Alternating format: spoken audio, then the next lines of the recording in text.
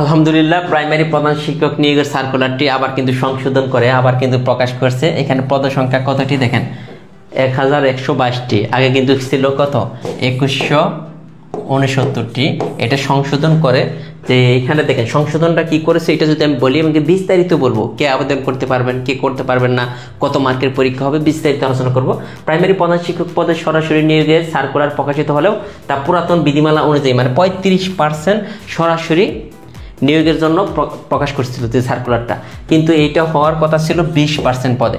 এখন কিন্তু 20% পদে এইটা 1169 থেকে 1122 জন হয়ে গেছে। তার মানে আপনার পদ সংখ্যা হচ্ছে সরাসরি নিয়োগযোগ্য পদ সংখ্যা 1122টি। তার মানে আবেদন করতে পারবো কে কে, একটু যদি দেখেন এখানে দেখেন। এখন আবেদনের যোগ্যতায় দেখেন কি লেখা আছে, এটা যদি একটু সুন্দর করে পড়েন আপনি বুঝবেন। কোনো স্বীকৃত বিশ্ববিদ্যালয় হতে অনন্য দ্বিতীয় শ্রেণী বা সমমানের সিজিপিএ সহ স্নাতক বা স্নাতক সম্মান বা সমমান ডিগ্রি। এখানে যদি কেউ যদি ডিগ্রি পাস, অনেকে আমাদের প্রশ্ন করেন ভাই আমি ডিগ্রি পাস করছি, আমি কি আবেদন করতে পারবো? হ্যাঁ, আবেদন করতে পারবেন। শিক্ষা জীবনের কোনো স্তরে, এটা কিন্তু গুরুত্বপূর্ণ, কোনো স্তরে তৃতীয় বিভাগ অথবা সমমানের জিপিএ অথবা তৃতীয় শ্রেণী অথবা সমমানের সিজিপিএ গ্রহণযোগ্য হবে না, মানে তৃতীয় বিভাগ বা সমমানের সিজিপিএ গ্রহণযোগ্য হবে না। তফসিল 2 অনুযায়ী গৃহীত পরীক্ষায় উত্তীর্ণ। দেখেন এখন আমাদের পরীক্ষা পদ্ধতি নিয়ে যদি আমরা একটু আলোচনা করি, দেখেন পরীক্ষা হবে কি, এমসিকিউটাও রিটেন, পরীক্ষা কি রিটেন নাকি এমসিকিউ হবে, কত মার্কের পরীক্ষা হবে?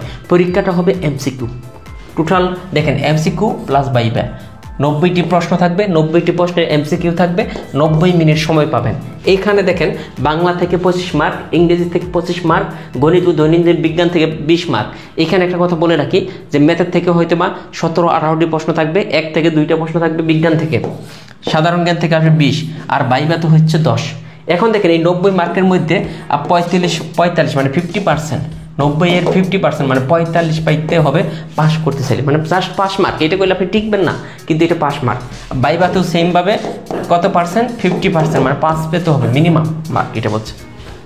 সর্বমোট পরীক্ষা হবে 100 মার্কের। মোটামুটি এই সার্কুলারটা আবার কিন্তু প্রকাশিত হয়েছে।